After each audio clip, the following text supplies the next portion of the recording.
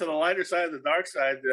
Your weekly freak show here on Renagade Radio, all podcast catchers and YouTube. I am Dark Mark, the goth comedian, and as always, my co-host, everybody's favorite horror writer, Nicole Six. Good afternoon. Hi, Nicole. Hey, we're doing this during the daylight hours. We're doing this during the daylight hours. I'm sorry, go ahead. I said debunking all myths that I am a vampire. Well, I'll tell you somebody that may be a vampire, and we're going to get into why I think that in a second, but because I've known this guy forever. We've known each other. The first time I ever did comedy at the Comedy Store in La Jolla, this guy was the host. Oh, wow. And he looks exactly the same. He's never changed his look. And he doesn't age, so he might be a vampire. That's why he's on the show. It's Dante. Thanks, buddy. You look the same exactly, too. Nah, I mean, I've grown the beard. The hair's a different color, but you always have that same look. Sometimes you have the soul patch, sometimes you don't, but pretty consistent. Yeah. I mean, I updated with the times, I suppose. You know, like when you first met me, I had a bit of a pompadour, then I had a little point on my head. That my look's pretty consistent. You know what I mean? But I think that's part of Hollywood. We are the product. You know what I mean? You want to recognize Pepsi Cola, so I always try to have a certain look. So, like, when I walk through an airport, my fans are like, oh, there's Dante walking by, or whatever. You know what I mean? Does that happen a lot? I wouldn't say a lot. It used to happen more, but I would say if I go to the airport, it's probably like once every time I go, someone says, that's pretty nice.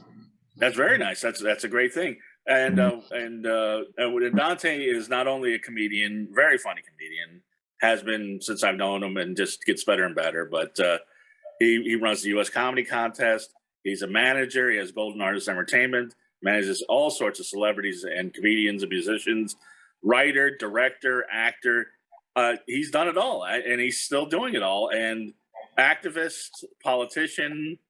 I mean, you've done everything. Like, what do I do, man? Good Lord. And today, during the day, on a Thursday, he's at the car wash doing a podcast. So, podcaster too. So we're going to get into that. Before we do, I do have to say, I got to keep the energy up. We're during the day. Nicole just woke up. I didn't, but I do need a burst of energy. And here it is. I've got mine. It's disappearing and reappearing. It's Raze energy drinks. These are the best energy drinks. Raze, R-A-Z-E. You can't get this in the stores or 7-Eleven. You can get them at gyms, GNCs, or better yet, use my code, get 15% off a case. Remember after the show last week when I poured some Raze energy drink out for a couple people that were skeptical? Yes. They had another energy drink, said this is the best. I poured in the Raze. They're like, wow, that's really good. Yeah. And best part about it, 0 calories, 0 carbs, 0 crash. Woo! This is my last voodoo flavor. I'm going to get another case using my code, which will be in the show description on YouTube and on all podcast catchers. Love Raze energy drinks. They're the best. We got a new sponsor too. Now, Dante, I don't know if this happens to you, and I'm such a shill, but there's plenty to talk about. But okay. I've seen you're in great shape, but I've seen you're heavier. I've seen you're thinner. It seems that most people are between two sizes. They're not smalls, they're not mediums, they're not large, they're not extra large, they're somewhere in between, right? Yeah. But what's great about this is we are sponsored by ColterDillon.com. What they do, they don't have sizes. Because people struggle with t-shirts that fit as well as the one, you loved, you wore out. Extra large used to be bigger than it is now. Or if you're skinny, sometimes the large looks like a dress. It's baggy on the sides. So you got to check out Colter Dillon. They master the perfect fit. What they do is you send them your measurements. They custom make a T-shirt for you. They master the perfect fit, added fabric color options, and personalized artwork to deliver your perfect T-shirts. And you could try your first custom fitted tee today with 50% off using the code DARK50 at ColterDillon.com. That link will be in the description as well. I love this. I've got a shirt on order. I can't wait because I'm losing a little weight. So I'm between large and extra large. And this is going to fit me perfect. I can't wait for this. So, congratulations. Yes. So I congratulations. I have a T-shirt. I have an energy drink. What else do I need? I have Dante as a guest. That's what I need. Dante. I want to know that T-shirt place's name again. Colter Dillon. All right. And use Dark 50. I will send you the link. ColterDillon.com. Thanks. And Dark 50, and you get 50% off your first T-shirt. It's great. Yeah. So we're coming on our 9-year anniversary of this podcast. It hasn't been consistently 9 years. We took a couple years off, but my first time I did my podcast was at the John Lovitz Club, which is no longer there, at Universal Studios for the GoCast Network. GoCast. You know who had the show before me? Was Dante. Was Dante and Rebecca. Yep. Remember those days? I do remember that. We had a podcast, I think it was called The Stimulus Package. Yes. And Rebecca is your lovely wife, Rebecca Kochen. We're going to talk about her later. Yeah. But that was actually a really good, by the way, I was the one that jinxed the whole thing. And in a month they closed down. But they had Gary Garver, our friend, who was on the Howard Stern show. They had the Chris Farley's brothers. They had Darren Carter. They had... hey, let's not forget they had, what's his name, who's blowing up right now? Adam, God, he just played Jay Leno on Pam and Tommy. They had Brad Williams. Yeah. Right? Yeah. I still don't know what happened, but I remember I was excited. I got into podcasting, and I went in and just... and my first guest, first show, April 1st, 2013, Bree Walker, the newscaster, and a magician doing sleight of hand. So, I'm always about the irony. I used to have a crush on her, man, Bree Walker. Well, I can make an introduction. She's a very good friend. She's been on the show many a time, but she seems like a sweet lady. She's very nice. Nicole's friends with her. We're all friends with her. Yeah. Yeah. We brought out our wild side on the podcast because I brought some absinthe for everybody to drink, and people got a little tipsy, and she was doing splits, and it was interesting. It was a side of her you don't see on the podcast, on her newscast. But we go back further than that, because the first time I did comedy, I'm not going to say when it was because it was in the Stone Age, but I was at the Comedy Store in La Jolla, and the host was this kid. Was Dante. Yeah, I was like, I don't know, a kid. Yeah, I didn't even move to LA until I turned 21. I'd been doing comedy since I was a child. Like, literally, I started at 7 in the middle of nowhere on a Navy base and only got to perform at talent shows and in my backyard. And then when I moved to San Diego, Faison Love, who was Big Worm in Friday, and he was in all the, like John Favreau movies. He and I went to high school together. He was a couple years older than me, but when I showed up to the Comedy Store, he was the doorman. And I knew he wasn't 21 either. And I was like, how are you doing this? He's like, because I look 50, which he did. He looked like the same age as he does now. He goes, but you don't. He goes, but I can tell you what, instead of saying that you're 15, I will tell everyone that you're 19. So that way you and, at the time, I had a comedy partner called The Wolf. He goes, that way you and The Wolf only have to run in and run out for 2 years. After that, you guys, it'll save you 3 years, because I was like 15. And I was like, fine, this is great. So 4 years, it cuts off. But yeah, it was funny when I had my fake 21st birthday 2 years later. I had made a fake ID. No one even checked it because Faison had told them for years. You know what I mean? And what's funny is, I don't know if you remember Frank Manzano. Of course. He came up to me and Anthony Ramos and said, and Anthony was the only one who knew my real age because he was my close friend. But they said, he goes, Dante, remember this day. You'll never be 21 again. And Anthony turned to him and he goes, you never know. You never know. Yeah, San Diego's pretty loose with the IDs. I remember having my going to Diego's, and I was 19. And when it was my 21st birthday, I would show everybody my ID, and they're like, "Motherfucker, I know you've been sneaking in the whole time." But yeah, Faison was in San Diego. I had no idea. Yeah, Faison. So many people went to my high school, like just throughout time. I don't know why. I don't know. It's not a theater Henry High School, by the way. But yeah, it was called Patrick Henry High School. Annette Bening went there. RuPaul went there. A bunch of comedians. Tommy Chun. Do you know Tommy Chun? Black comedian. Yes. Yeah, he's really funny. Melissa Greenberg is from there. My years, a couple years older. But yeah, it was crazy. A lot of stand-ups came out of there. Well, we're going to get really nerdy into San Diego stuff, so hold on, Nicole. There's more to come. But because Dante went to Patrick Henry High School, which is kind of where the Navy housing is. It's kind of by the sports arena. Am I right or am I wrong? Patrick Henry is by college. It's by it's off of like Waring or College. Oh, okay. I'm thinking of something else. Okay, I'm thinking Point Loma is what I'm thinking of.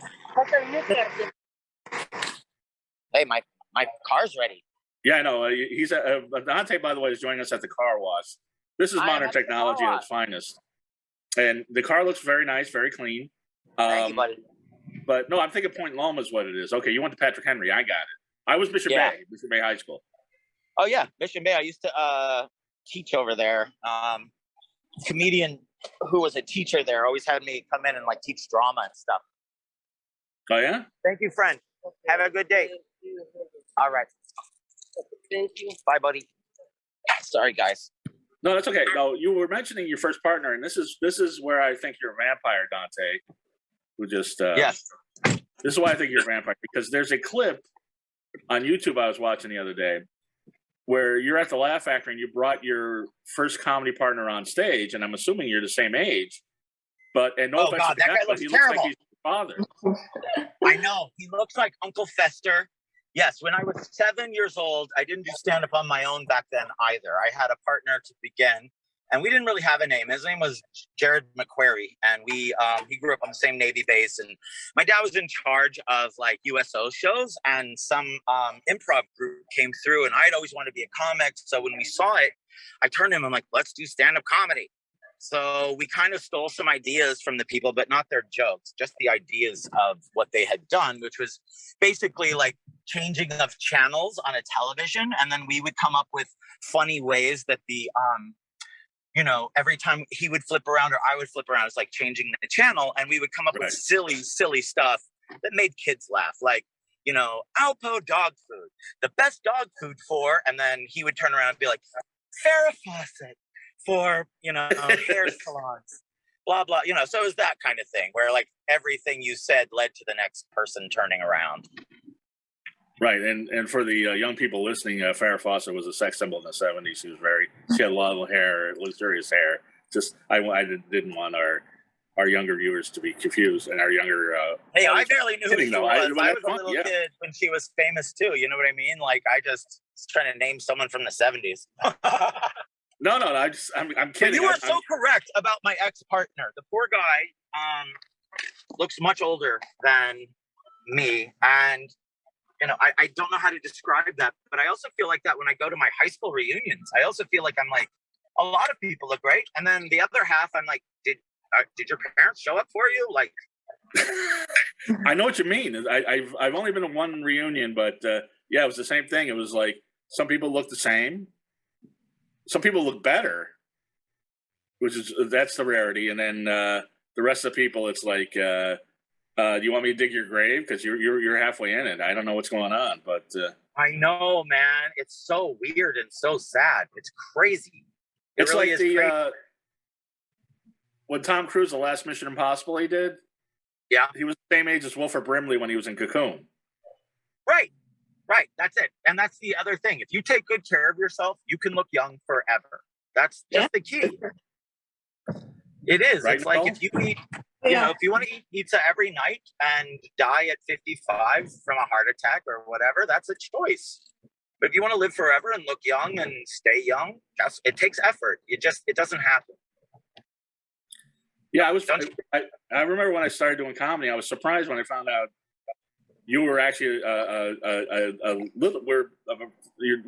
few months younger than myself, because I thought you had to be 21 to do it, and I didn't start. First time I did comedy was in junior high at a talent show. I entered a comedy contest when I was 19, and I was like, okay, I'll wait till I'm 21, but I didn't have to wait, and cool, silly me. I didn't have the connections you did. I didn't have any connections. I just You have Phase on walked in Love. and That's a asked. pretty good That's connection. all. I just asked. But you're right. Phase on. If I didn't have Phase on there, I would have had to wait a long time. So that definitely helped. It did. But yeah, I would have figured out a way to cheat it anyway. Because I mean, you know, when it's your goal and it's your life, you'll figure out anything and everything you can do. You know. Right. Did they ever, Afterwards, I would hear Rosie. Go ahead, Nicole. I was going to say, did they ever find out about your little scam? Charade. Yeah, Charade. they did, but only after I told them. Like there were a million opportunities for them to find out because, like, you know, one time they got robbed and I was like the person the guy pulled the gun on and all this other stuff. And I could have pressed charges, but I didn't because they would have to take my ID and find out that I was not 21. Right. So there were little things like that that happened quite a bit. You guys, I just pulled up somewhere so that I can just. Well, I appreciate it. All right. Well, here's the thing about the San Diego comedy scene when we were in San Diego is I remember at the time, and I was first starting doing comedy because I didn't know anything. And I remember people saying, there's so many great comedians here. This is like the New York scene in the 60s. This is like the Houston scene in the 80s. And I was like, I'll bet every fucking scene says that. But in retrospect, it was a great scene. Comics. Right. Bobby Lee, Darren Carter.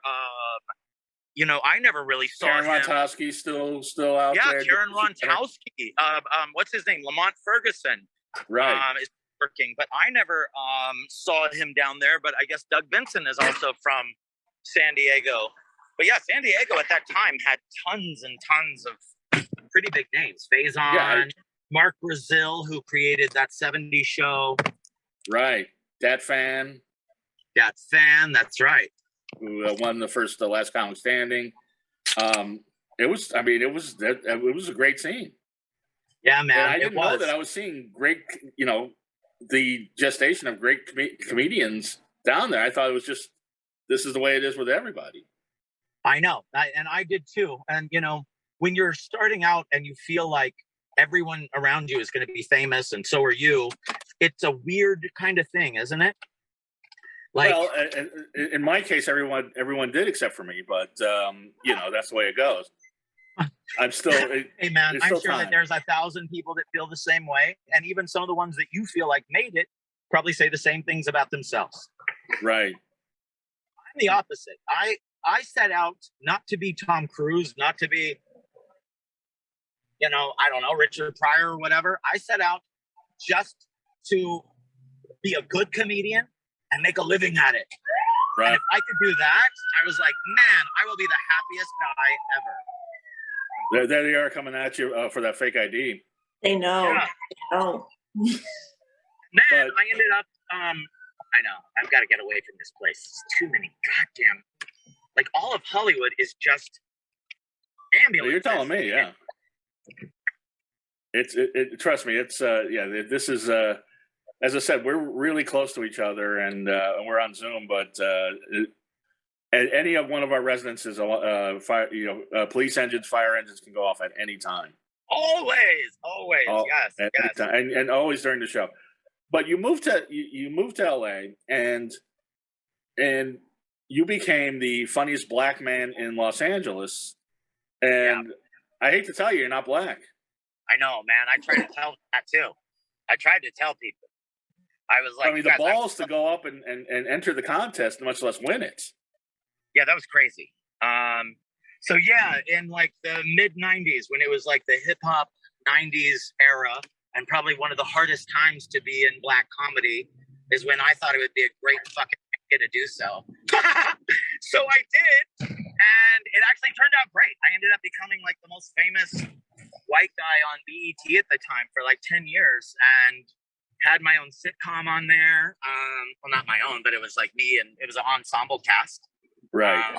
Blackberry Inn that was on for like 3 years, and we had lots of fun cast members and lots of good guests. It was a hotel, so every week we had a different celebrity from the time. You know, like Warren G would be on one show, or Lisa Leslie. We were the last appearance for Richard Pryor. Wow, really? Yeah, it was so sad because Paul Mooney came on season 2 as a writer, and Militant, who just passed away, was a writer. Right. And we all were good friends with Richard. And so we said to him, hey, you want to come on? And he was like, yeah. But then the day he showed up, his MS was so bad, he couldn't talk. And so his friend David, who I knew, was there with him pushing a wheelchair. And we basically said to David, hey, man, can you do the scene with Richard where he whispers to you his lines, but he's not really even saying anything? And then you just say, hey, Mr. Pryor says blah, blah, blah. And that's what we sadly ended up having to do. Wow. That's too bad. I mean, it's amazing. That was really terrible, but I think that was a really clever way to handle it. Yeah, like I didn't know how we were going to handle it, because that's also very delicate when you have at the time the king of all comedy in the world, and this poor guy shows up and can't even talk. You don't even know how to approach him about it. Even though I was friends with him, I still kind of had to turn to Paul and be like, Paul, do you want to handle this? Because I don't even know what to fucking say here. Right. And if people don't know, Paul Mooney, who also just passed away, great writer, and was Richard Pryor's writer for years, if people don't know. But, I mean, what was the first time you met Richard Pryor? You said you guys were friends. Yeah, man. So, once I moved to LA in 91, I was friends immediately with like Kinnison and Dice and Pryor, probably because I was the little kid who, telling them all how much I loved them, and they could see that I was really trying, and they're like, okay, I'll mentor this kid. Like I remember right before Kinnison died, he filmed his last special, and I remember it was a huge deal. It was sold out. I couldn't even get in, even though I was his friend. Was that the Wiltern? What's that? Was that at the Wiltern? No, it was at the Comedy Store. Like, okay. I don't know, maybe a month before he died. And I was kind of sad, but I was like, you know what? I'll go sit in the kitchen and see if I can just hear the whole show. So I went to the Comedy Store kitchen, and I'm sitting in there, and the show hasn't started. And then all of a sudden you hear whoever it is go, ladies and gentlemen, please welcome Sam Kinison. And the crowd goes crazy. And I see Sam walk down the hallway, from the kitchen. I watch him. He looks in and sees me, runs up to me, and he goes, Dante. And he holds up 2 berets. And he's like, red or black? And I hear, ladies and gentlemen, Sam Kinison, where are you? Come on in, Sam. And he's like, Dante, I'm being serious. Red or black? I was like, Sam, they're calling you. You got to go. He's like, Dante, I am not fucking leaving here until you tell me if I'm wearing red or black. I was like, you're red. Go. He's like, okay, good choice. And he took off, and then he went and did his show. But I was like, that's the kind of the way they, the young kid always trying to make me feel special. It was nice, man. It was a crazy time. My wife, who's a comedian, can't even believe that I had such a crazy life. If I wasn't adjacent to you, I wouldn't believe it myself. But I know you. I know you are telling the truth. Now, when he says red and black, was he talking about pills or bananas or what? No, beret. No, beret. His beret. You know how he wore a beret all the time? Oh, okay. So, yeah, he was holding 2 of them, and I guess he wore the red one that night. Yeah, with Sam Kinison, you never can tell when he's shouting out colors. But now, when you first met Richard Pryor, was he in a wheelchair or was he still walking? No. He was still okay. He could walk around, but his voice was different, because I do impressions. So I used to be able to do the young Richard Pryor voice. And then once I was hanging out with him all the time, I ended up kind of learning the sick Richard Pryor voice. You know what I mean? Because when he's younger, he's like, oh yeah, this car, blah, blah, blah, the car. And then when he was older, he was like, see that woman right there? She likes pussy more than me. So it's much slower. You know what I mean? Different. So he literally turned into Mudbone. Yeah, he did. He turned into Mudbone. Exactly. Right, which is one of his characters. Yeah. But I remember distinctly when you won the Funniest Black Man in LA.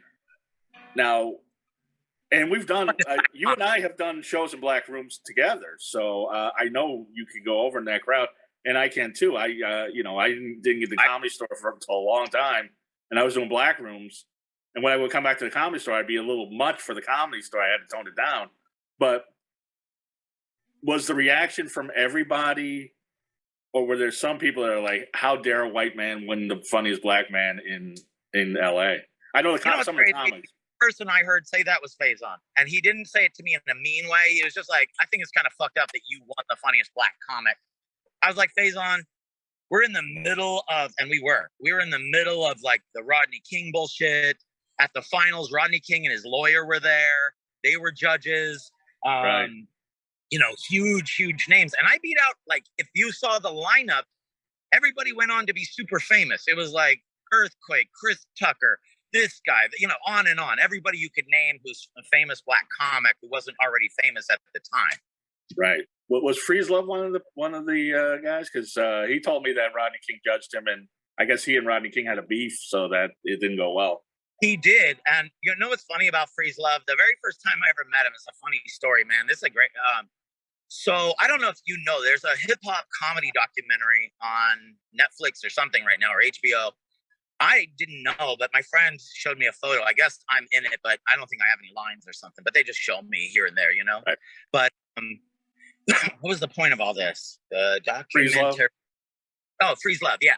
So part of the documentary is about this club at the Comedy Store called Fat Tuesdays, which I had started on Tuesdays in the Belly Room, and then someone took it over and turned it into Fat Tuesdays, blah, blah, blah. But when I had it, it was so popular. Like, Dr. Dre was there almost every week, Shaq,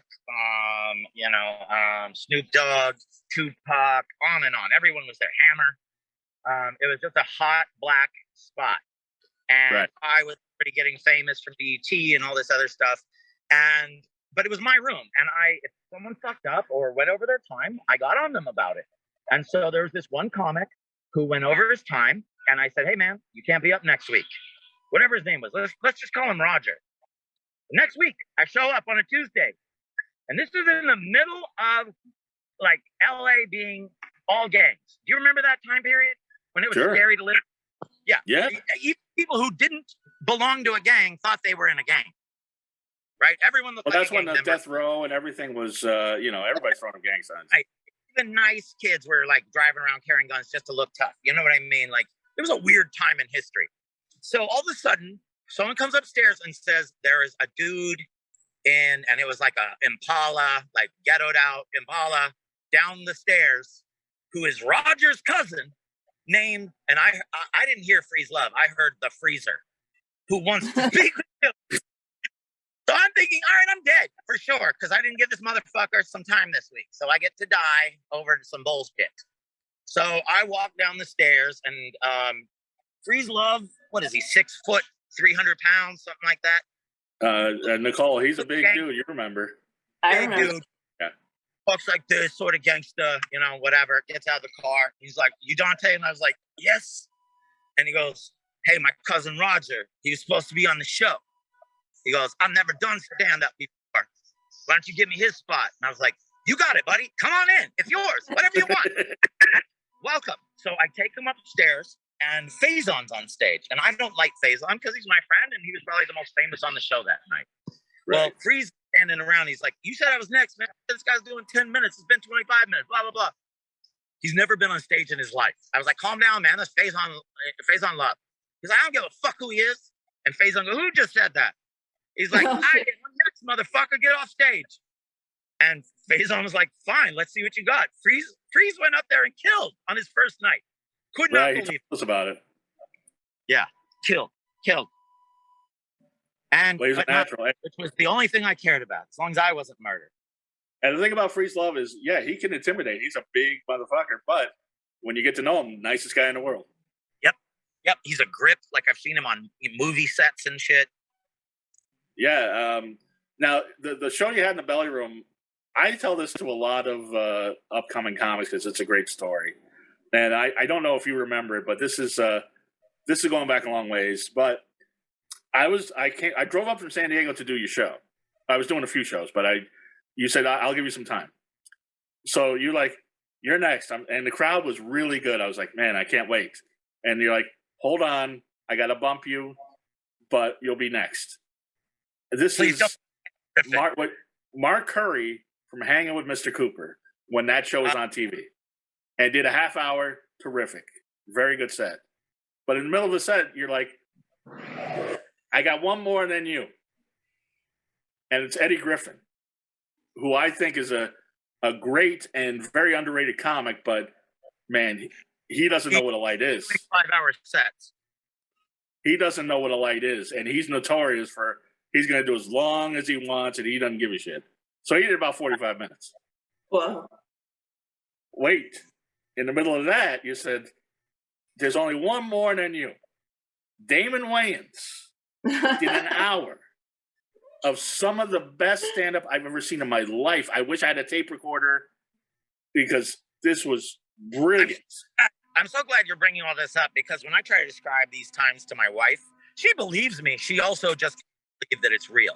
She's like, I don't believe, like how is any of this was real? And then you're like, okay, you're next. And I went up and I'd only been doing comedy maybe a year or two, if that. And somebody in the audience, I paused and he actually said, I feel bad for you. I wish you were funny, but you're not. But the lesson I learned is I came back a couple months later and I had to follow Damon Wayans at the Improv. And I figured out how to do it is to really acknowledge what happens, make sure everybody gets that out of their system, and then go into my thing. But I didn't know that the first time. oh man. Right? These are lessons you learn the hard way. And when you bomb, it's hard. So I appreciate that I got to follow those three great comics. And this is, you work with everybody, and you know everybody. I guess so. Yeah. I'm sure Spanning generations now. What's that? Spanning generations now. Yeah, man. I don't know if you remember this, but so in college, I went to USIU, which was in, I don't know, by Miramar. Well, I was going to bring this up because my father cooked at USIU, but I think that was before you went to college there because I was a kid. Hey, so that's pretty cool. So yeah, I went there. A friend of mine named Eric Bishop says to me that, well, it's a long story, but his girlfriend says to me, Eric wants to do stand-up. Will you help him? The next day I show up to school. He wants to fight me because his girlfriend had shown up to my work to tell me this privately, and he found out about it thinking we were having an affair. So I'm like calming him down. I'm like, dude, I have a girlfriend. I was at work. Your girlfriend, here's the truth. She wants you to do stand-up. She said, that you should talk to me and I'll help you however I can. He's like, oh, that's it? Are you sure? And I was like, yes. So we became buddies. I called the Comedy Store. I talked to Fred. He's like, the lineup. So Fred is the manager. Fred Burns was the manager, yes. I call him up and he says, I don't have time for him.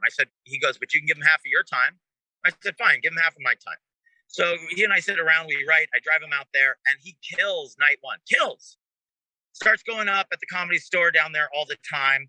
Next year, I show up to college, and he doesn't show up. And I'm like, where's Eric? And everyone's like, he moved to L.A., blah, blah, blah. Well, let's fast forward to now. He, right after that, he changed his name to Jamie Foxx and won an Academy Award. So... all because of you. Yeah. See, I didn't know that he started in San Diego. That's amazing. Yeah, man. He was my college buddy. I had sex with people in his apartment. Well, who hasn't? But go ahead. Very clearly, it's such a weird thing because I don't remember sex with people that often. But I remember there was this one girl, and I thought she was like okay, but it was like a huge favor to him because he really liked her friend. So I was just entertaining her. And I just remember Jamie had drawn a picture of, God, it was some singer from like the 80s, Terrence Trent D'Arby. He drew a picture of him and it was really fucking good. It was just hand drawn. And I stared at it the whole time like, holy fuck, this kid's talented. I could not believe it. Yeah, because like a photograph. So the whole time I'm like making out with this girl, I'm just staring at Terrence Trent D'Arby for some reason. Well, whatever gives you an erection, you got to do it. You got to do what you got to do. Taking my mind off of her and the erection. Right. Well, Terrence Trent D'Arby was a good-looking guy, but the similar story I have to that is, is that I was in an improv class with Bobby Lee, And he said, should I try stand-up? I said, sure, you're funny. So I encouraged him to do stand-up, and here he is. He's a big star. And that's all I'm going to say about that, because my last couple interactions with him were not great. But Me too. You want to know what happened? I directed a movie that I wrote called Bro, What Happened? And it starred, did you see it? I didn't see it. I actually watched an inappropriate movie last night, and we'll get to that. But I know. But Bro, What Happened, which with Jamie Kennedy and Bobby Lee. Right. Bobby Lee, Jamie Kennedy, Lorenzo Lamas, on and on and on. A whole bunch of funny people are in it. It's a really fun movie. So what happened was we had Tommy Chong playing someone, and we had hours before he was supposed to be on set. Like, it's 9 at night. Tommy Chong calls and cancels. Well, we're a real movie set. Like, we have a whole crew, and you know what I mean? Like, it's not. It costs money. So I call a million celebrities. Bobby's at the top of my list, and I just tell him truthfully, hey man, there's this part. It's, you can shoot it out in a day, but it's going to take all day, but you're throughout the movie. You're on a lot of phone calls. You are, interacting with some people. And he's like, great. When he comes to keep telling the story. I got some construction. I'm going to close the windows. Go ahead. That's okay. So we're on set, and the producers, I didn't produce this one. The producers came up and said, hey, Bobby, we need you to go to this tent and take pictures for the poster. So he does. He goes to the tent and takes pictures for the poster. So then the movie is about to come out. The artwork is out. Everything is done. Everything's done. And all of a sudden, Bobby is one of like 10 people on the poster. When the artwork comes out, Bobby goes, take me off the poster. And I go, Bobby, I don't have control over that, but I'll call the producers and see. He goes, yeah, I didn't agree to that. I'm like, Bobby, I'm pretty sure you went and took photos for the poster. We wouldn't have these photos unless you went and physically took them. He's like, I didn't understand this. I thought this was like some small project you were doing and blah, blah, blah. I was like, I told you I'm directing a movie. We had Tommy Chong, and now you're here. And he's like, dude, fuck you. I can't believe this. And this was a month after he was like crying on my set saying that I had saved his life, that he wouldn't even be alive if it weren't for me, that he was going to commit suicide and I talked him out of it, blah, blah, blah. So a month later, he's yelling at me and I'm saying, hey man, have your manager call the producers if this is a big deal. I said, because it's out of my hands. It's not my movie. I got paid to write and direct it. I'm done. And so he never spoke to me again. And then I've heard that he had talked about it on his podcast a few times, or if he ever runs into me in public, he'll be like, yeah, I saw Dante again. I didn't talk to him. It's like, God damn, dude. You're the weirdo. I didn't do anything. Well, I'm glad it's not me. And by the way, I have to preface this by saying there's no question, Bobby Lee, fantastic comedian, good actor. He's very, very talented. With them, I don't even dislike him now. I just don't even know why he got mad at me over it. You know what I mean? Like, well, at least that's something semi-professional. He was at the Comedy Store once. I was at the House of Blues at a concert with my girlfriend. We went over to the Comedy Store because I wanted to say hi to some people. He's sitting there, and he starts giving me such shit in front of my girlfriend. Oh, you got even fatter. You're all sweaty. You're always sweaty. You had the talent, but you never had the drive. That's why you never made it. I was just going over to say congratulations on your success. I'm glad you're doing well. Unbelievable that he would do that to you. He was such an asshole. And, I've also heard people that he slammed on his podcast. He was such an asshole that Barry Sobel told him, hey, why are you doing this in front of his girlfriend? Why are you bagging on this guy so hard? And, but you know what? Who knows? I caught him on a bad day, maybe, but I don't. Maybe, but here's the way I feel about it. Anyone, if you have success and you are petty enough to go after anyone less successful than you, then you are trash. Really, because especially for no reason. Like, there was no reason to come after you and to do that, right? You've been friends with him. You didn't offend him. You didn't do something wrong. He obviously has real issues. I mean, that's what his podcast seems to be about, is always talking about other people, and Well, I ran into his girlfriend a few years after that, and she's like, and I told her the story. I'm like, the thing is, every other time I see him, he's cool. He's like, hey, what's going on? And then the other time, he's like, well, you're a piece of shit. And you're like, I can't reconcile this. And I told her that, and she's like, she's like, oh, I believe it, but he's not like that now. So I hope that's the case. But whatever. Forget that.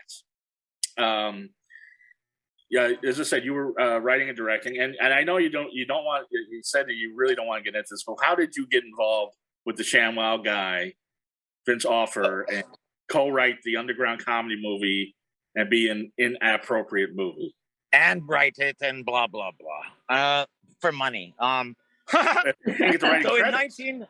1990 something too, let's say, I was at the Comedy Store La Jolla just for the weekend doing a show, and the ShamWow guy shows up and he's like, hey, and he wasn't famous back then. He was just some dude with long hair. He's like, hey man, I'm writing a movie. I just shot some scenes down in Mexico. I really like your stuff. Can you help me write this movie? So I guess he had also talked to Bobby Lee that day and said kind of the same thing to him. So me and Bobby Lee, we helped him write this movie, and it was a weird, it's like the Kentucky Fried Movie. It's like a skit movie, like Saturday Night Live, like everything is just a skit. He also has a weird sense of humor to where you're like, no, that's not funny. And it's like, it doesn't matter. I want it. So You remember the ShamWow commercial, Nicole? Yeah, I remember ShamWow. Slap chop ShamWow. I remember Inappropriate Movie. Yeah. So I ended up writing and directing all of his like commercials and movies and whatever, just because we had that sort of relationship. And so that was like a side hustle for me forever, which sort of led me into directing movies because people were like, oh, you directed that ShamWow commercial? Oh, you did this one? You did that? You did, there was a product we came up with called the Shticky that I named because shtick is like, comedy shtick, and it was a sticky roller. So we call it. So wait a second, did you direct his commercials too, or just the movie? Yeah. Really? You directed ShamWow commercials? Now, not the very first ShamWow, but everything else, man, was like, when we were doing stuff, he and I would go pick a product. It's not like he invents them, but he is the owner. He's not just a spokesman. So it's his company. So he and I would go to like a fairgrounds where everybody is selling, things like that, the ShamWow, things like that. Right.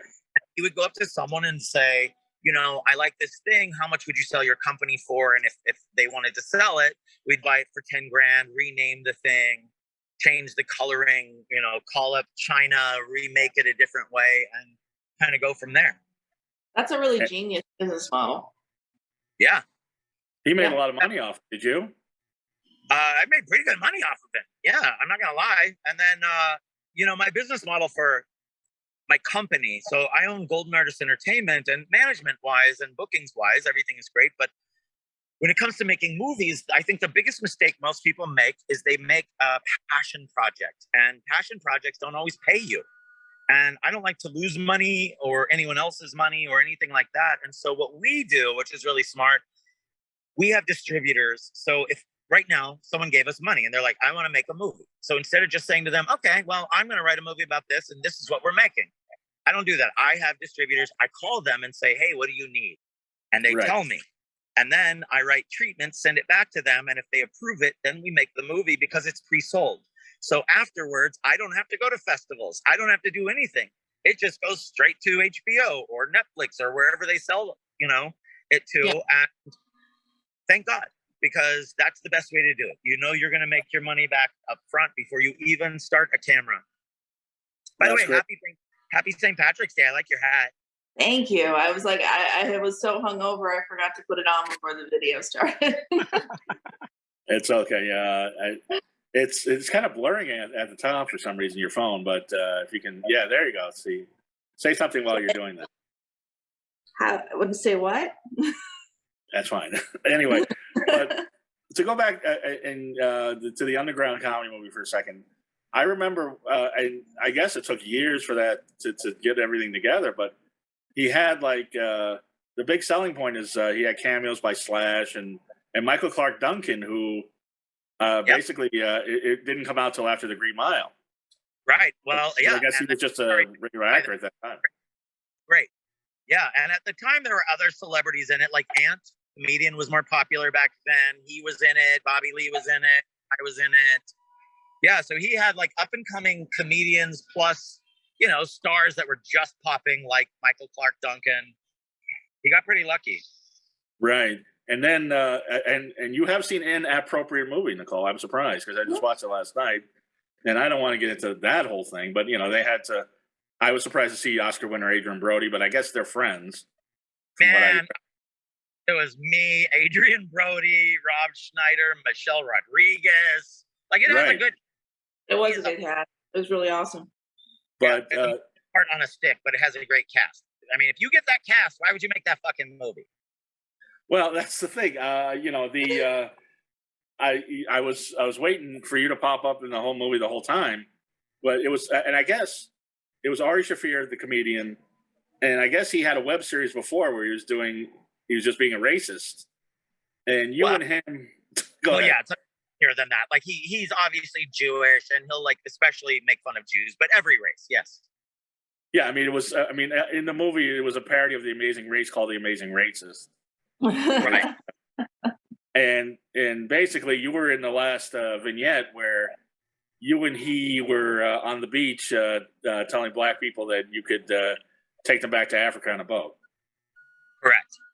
Which obviously is a setup and a parody, and like even the people who walk up, if you look hard enough, one of them is my wife. That's what I thought. See, this is what I was going to ask because the fisticuffs at the end, they look pretty real, but it's because the actor was, I don't know how to say this, like that was the weirdest day of shooting of my life. Even though I had written for The Amazing Racist when he went into like the Jewish supermarket, it was me and Christina Pedzinski who were the head writers for all of his stuff that day. And but when I seen, no one told me what it was about. Even when I went out there, I didn't even know why I was wearing the outfit. I didn't. I thought I was playing a Roman soldier. No one told me. So when I got out on the boat, that's when they started telling me instructions in my ear. And they said, well, your girlfriend at the time is going to walk up and, just act like everybody is just a regular person. So the guy at the end, I guess his reaction was, he was just told, react however you would. So he decided to hit Ari. And out of the movie, but I had to be like, dude, none of this is real. Like even the boat was like a dinghy that was broken. It was like it wasn't even that was obvious. Yeah, it wasn't. So he was an actor, but he just overreacted.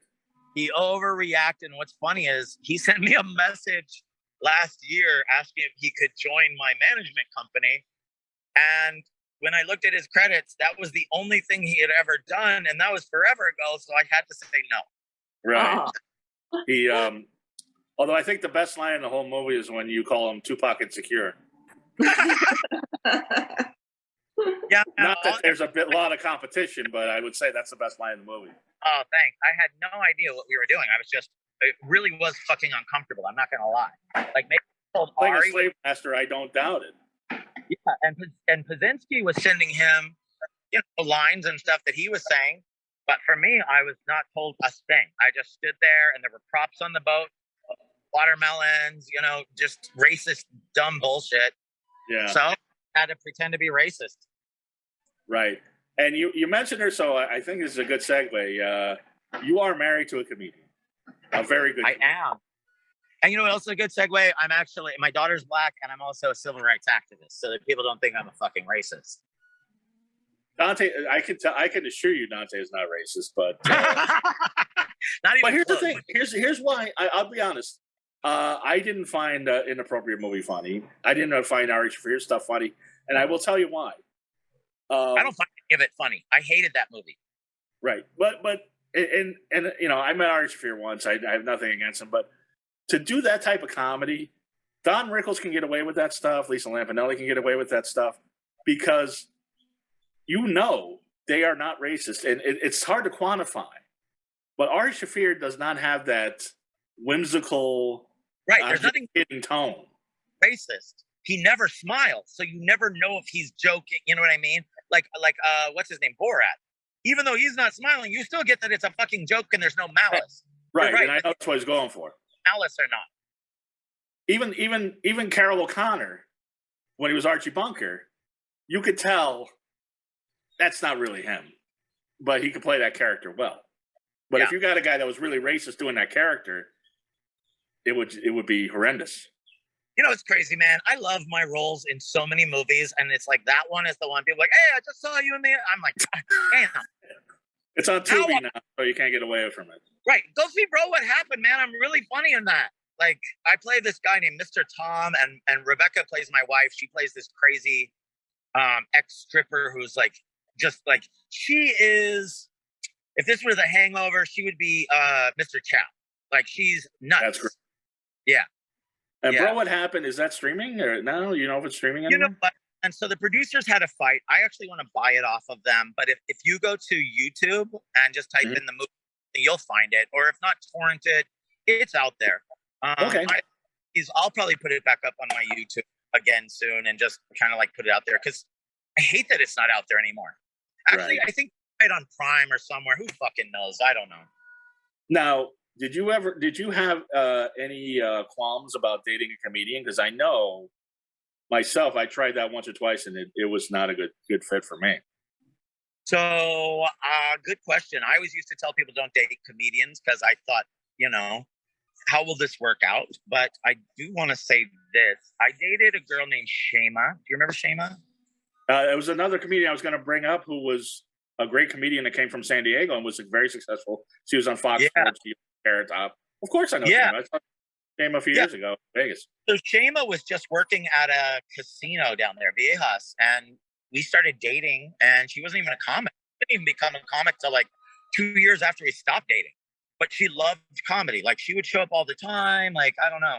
So I never really thought of her as a comic. So I had never had real experience doing it. But I will say this. My ex-wife was a scientist and a nurse, and we were the wrong match. I thought it was good because she could just let me go out at night and do my thing, and she had her thing. But then I realized, like, I'd be on Last Comic Standing and want to watch myself. And she's like, oh, Ally McBeal is on. You know, don't you have a copy of this somewhere? I'm like, copy? It's airing for the first time. On TV live now. Live now. And she's like, well, you'll have to go in the other room. Like, other room? How are you not excited that I'm on television right now? Like, so when I finally ended up with my wife, who wasn't a great comic when I met her, but I said, hey, if you do this, and this, I will take you on the road. She did it, and she was good, and she deserves to be on the road, and she's very funny, and all of those things, and also has her own credits, you know, like she starred in like, I don't know, 20 horror movies, and she's a big star in the LGBT community due to her movies that she's been in, and, you know, stuff like that. One of the top 100 Scream Queens. She hosted the AVN Awards.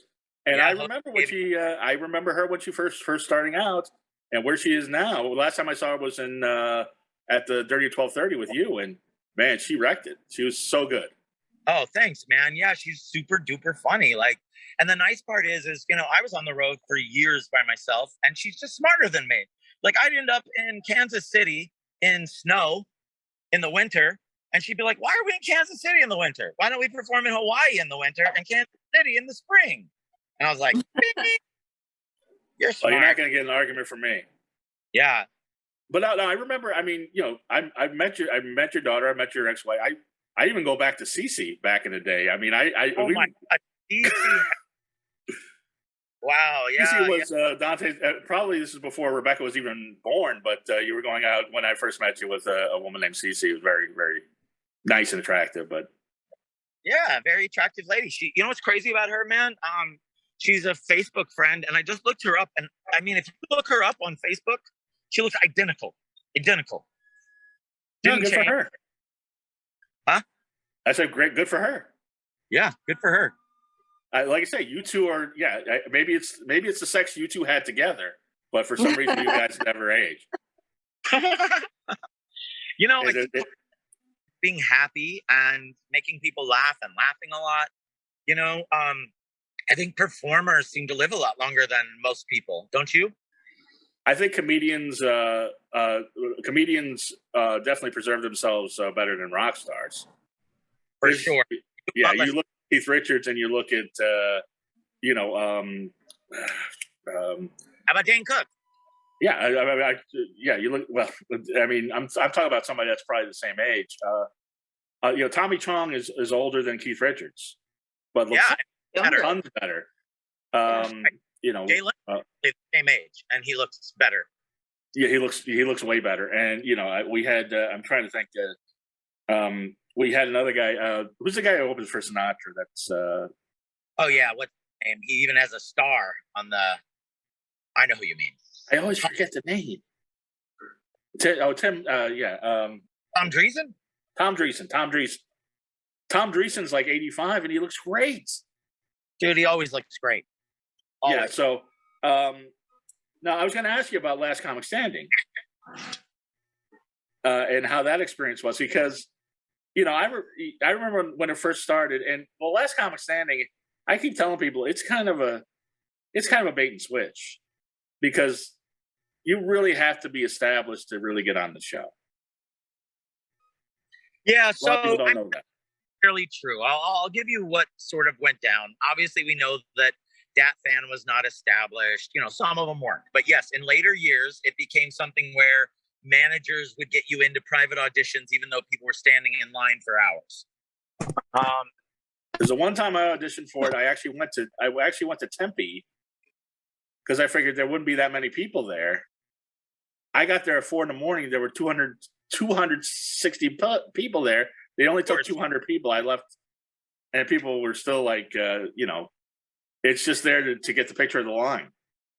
Yeah, man. That's why they do it. You know, I auditioned for it 3 times. The first 2 years, I didn't feel super comfortable. One time my daughter was there and she was like yelling and trying to get in because she was 2, and, you know, like whoever was watching her wasn't doing a good job and blah, blah, blah.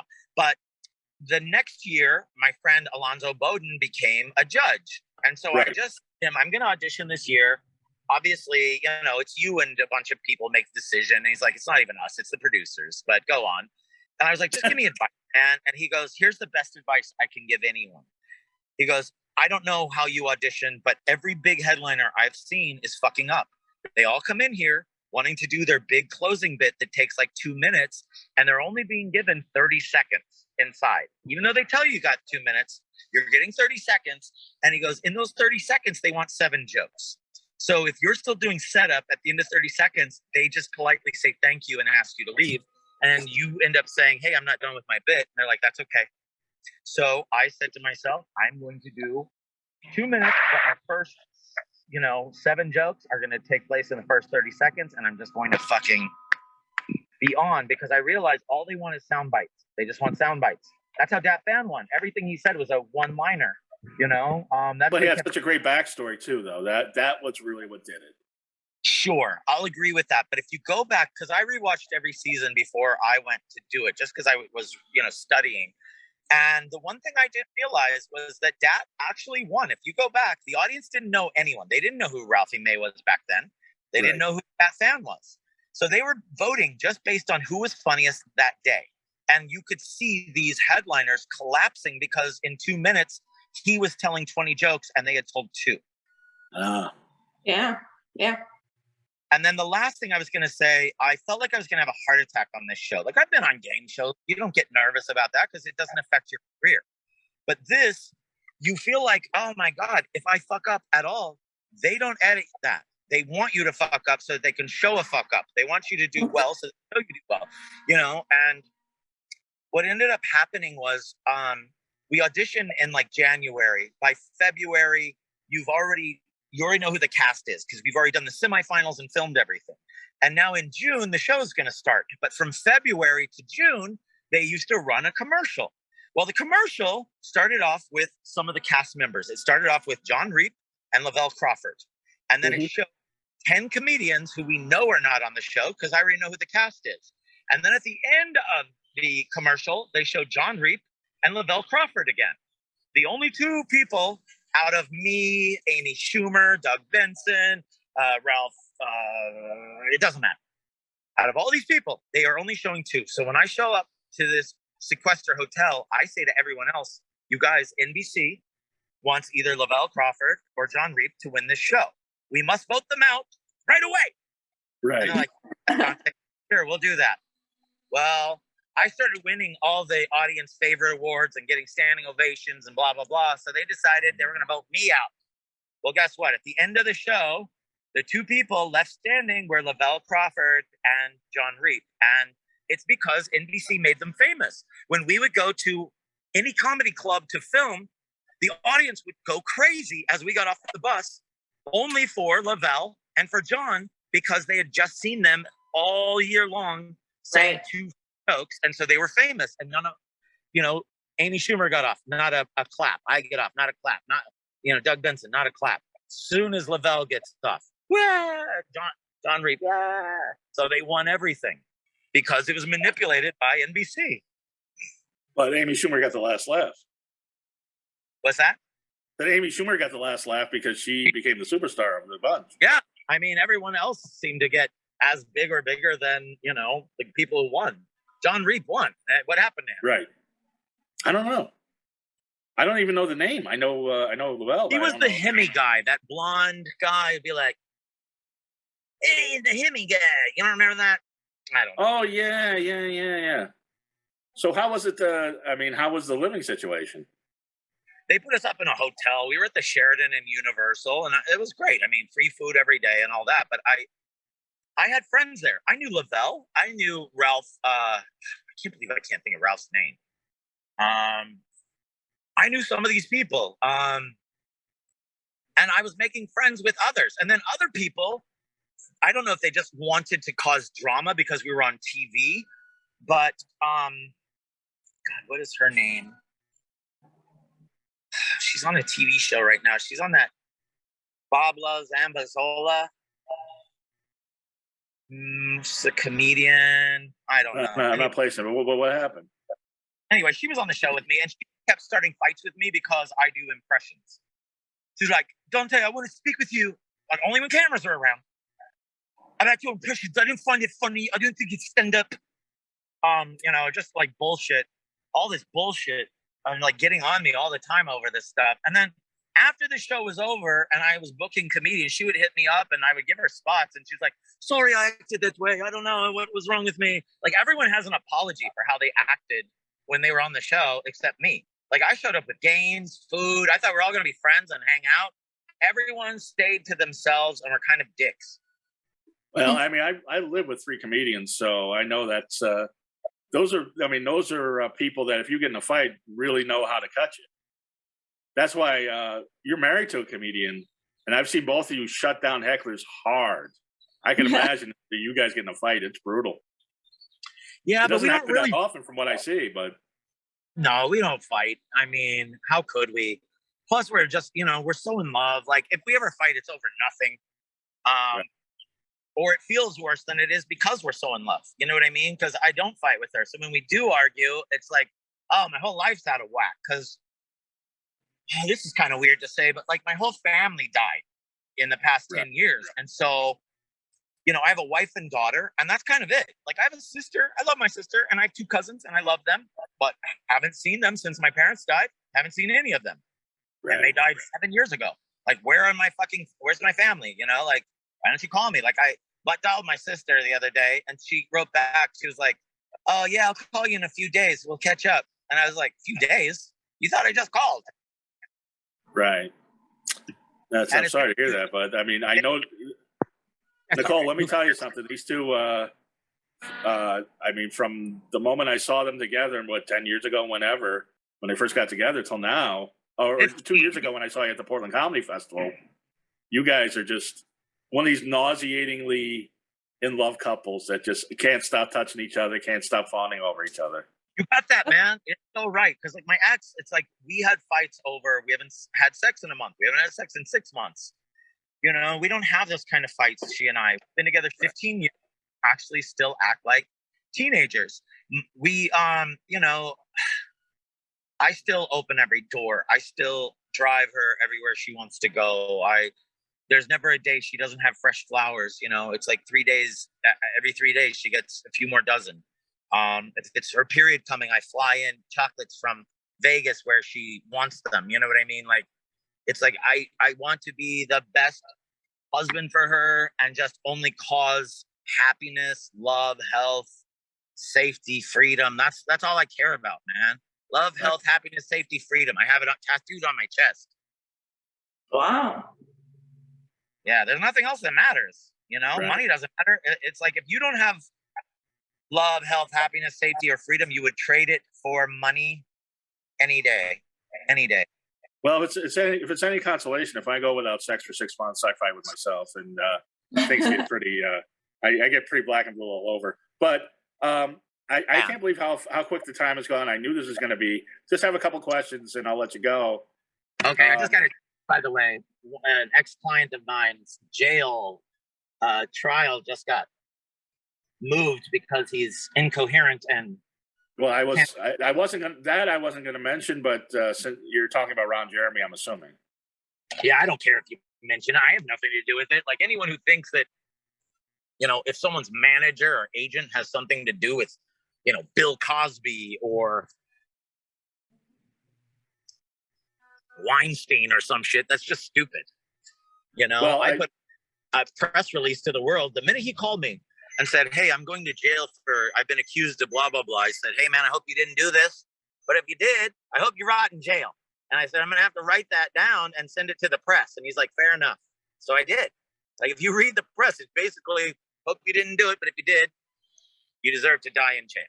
But the question is, did you hear the murmurings before? I know, I'm assuming you never saw anything, and you went on the road with him. If I saw anything, I'll tell you what, I would have dropped him. There was only one murmuring before, and that was the Rolling Stone in 2017, just before Thanksgiving, sent me a bunch of stuff saying, you know, the Me Too movement was hitting everyone at that time. So Ron Jeremy's, it really pissed me off because there were like 3 things out of 10 that I said, Ron, I don't care about the other 7. Those don't even sound normal to me. Like one of the 7, just so you can understand. There was a porn star who went with Ron to Negril, Jamaica, to a nudist resort. They were hanging out together nude all day long. She invited him back to her room. They sat on her bed. She said, he put his hand on my leg and asked for a massage. When I said no, he left my room. That was one of the complaints. Like, I don't even understand how that made it. You know what I mean?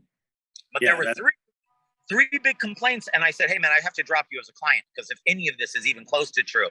And he came up with proof. He showed me proof, actual proof that I said, oh, my God, then you need to sue. Because, for example, one girl said, Ron raped me 4 times in a weekend as I stayed at his house. Well, who's ever going to believe that? You know, that he raped you Friday, you went to work, you came home, he raped you again. You know what I mean? Right. So he goes, okay, first of all, you know that doesn't sound right. He goes, but 10 years ago, she went on a radio show. She's only stayed with me once. And on this radio show, she talked about the weekend she stayed with me. I listened to it. And she does say the whole weekend, Ron begged me for sex. Begged. And he smelled. I didn't want it. Finally, he said, can I just eat you out? I agreed to it. He did it. It was the best I've ever had.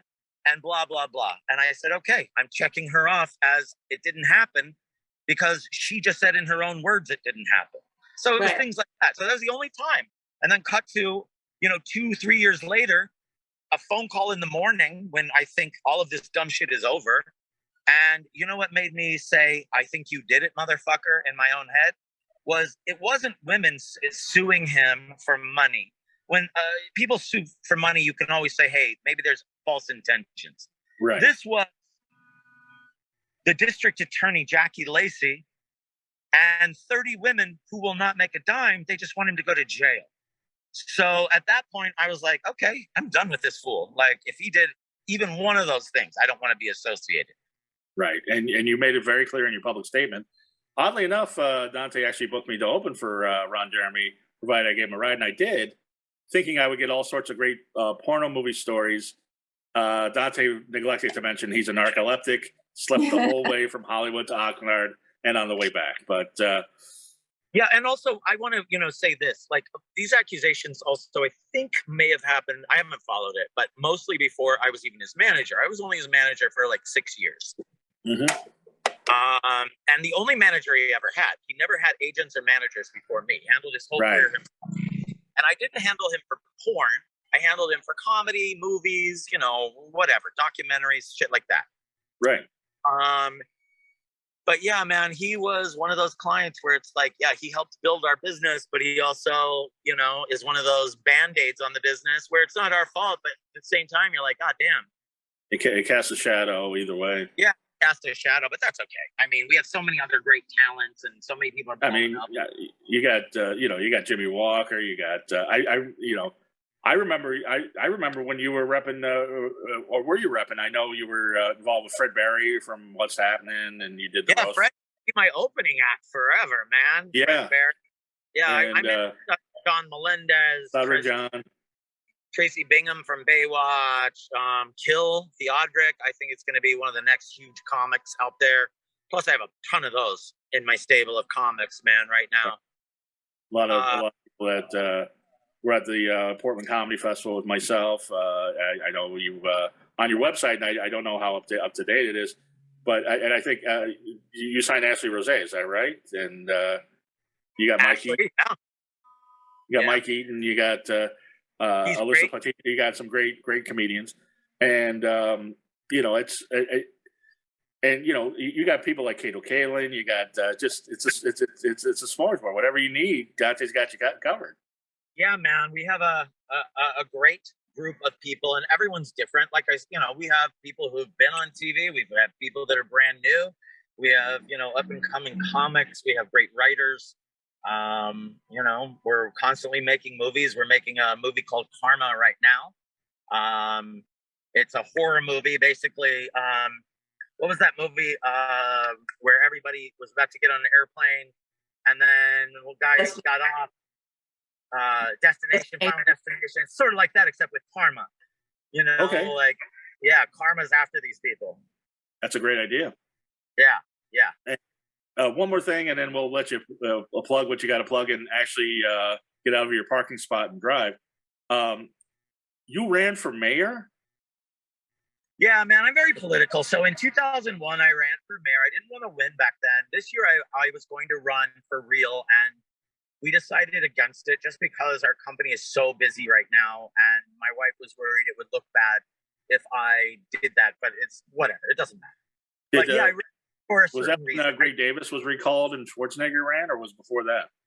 God, it was 2001. So yeah, Schwarzenegger was long gone by then. We had no mayor at the time. Hollywood Highland was not built. It was just sitting there for years, like filled with crazy people inside because they stopped working on it.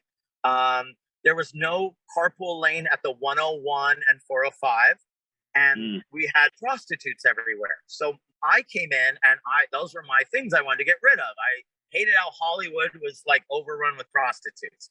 So I got on TV with all these other candidates, and I kept saying, what are you going to do about this? Why can't we enforce the loitering laws? Blah, blah, blah. Why is there no carpool lane at the 405 and the 101? Why is Hollywood Highland not being built? So I just kept forcing it. And everyone had to answer this. And then whoever became mayor was going to take care of it. Within year one, there was a carpool lane, 405, 101. Hollywood Highland got built, and they enforced the loitering laws, which got prostitutes off the streets. So you're not only responsible for Jamie Foxx's career, you're responsible for the revitalization of Hollywood. I'm trying, man, and I still do. Like, I go out all the time and get people to do stuff as an activist, and I'm trying to, I've really cleaned up the Hollywood Police Department. They were extremely corrupt. Extremely. But my videos, man, those people don't even work there. And there were at least 20 cops I got moved or fired from that location because they were so corrupt. Damn. Well, yeah, I have videos, you guys, of Proud Boys beating me up in front of CNN with cops watching who hated me so much. They were on bikes. I swear to God, watch the videos. I said, you guys, they're fucking hitting me. Do something. And the cops on their bikes put their heads down and went, Dante, we don't see a thing. And they put their heads down. It's all on video. Whoa. Is that on your... Other cops write me a false ticket in one location and drive away laughing on a sidewalk. They're nuts. These guys are nuts. Is that on your YouTube channel? All of it is on my social media is Dante the Comic. Right. Dante the Comic. And yeah, check me out on TikTok, Instagram, wherever. It's usually my TikTok and Instagram is where I put mostly that stuff. My Twitter, I'm very political. Facebook, I'm only on there to promote shows and see, family, I guess. But Right. Insta and TikTok is where I put most of my stand up and police videos. I'll definitely follow. Go ahead, Nicole. Oh, I was just gonna say I'll definitely follow you. That sounds like interesting content. Oh, thanks. I'll follow you back. And Thanks. you're a horror writer? Yeah. Cool. My book is called Some Fucked Up Shit. I'm working on a poetry book that should be out next month called Slow Burn. It's all gothic poetry. Then I'm going to start on a zombie story. So I love it. Put a few books out. My podcast has always had strong, funny women, intelligent women that aren't comedians, because That's true. I want to balance the male and female, and I also want to balance I'm going to come in with a joke with when Nicole comes up with a joke, she's not doing comic timing, she's just being herself. Right. It's great. Correct. Yes. But Dante, if you go to YouTube and if you dig really hard, you can see like a clip from the 90s where Dante gets heckled by somebody who threatens to shoot him with an AK. Ugh. And he wasn't joking. The dude had a gun. When I used to play Black Did he show you the gun? Yeah, he had a gun. Some people used to threaten me all the time, but my thing was I would just get up there and be like, you can't shoot me in this shirt, man. I've got a mom. She's going to think I'm gay burying me in this shirt. Shit like that. And it would make people laugh and just not shoot me.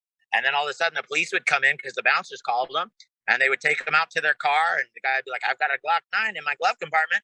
And sure enough, the police would be like, hey, he told you exactly where it was.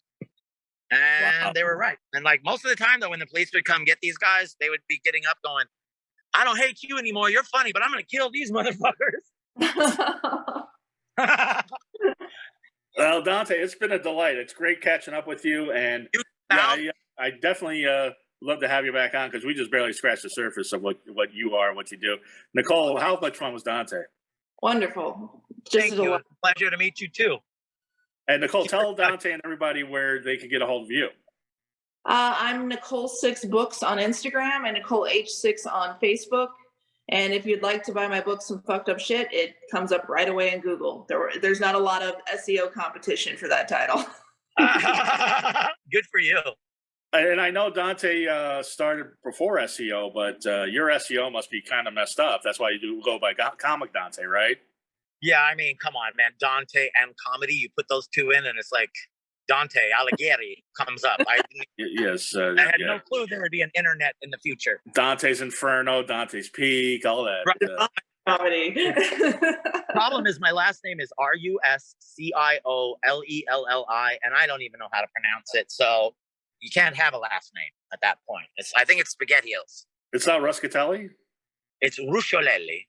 Rusciolelli. Well, Paisan, you can follow me, Goth Comedian, on all social media. This has been a blast. Thanks you so much, Dante. Everybody have a wonderfully creepy week. Bye.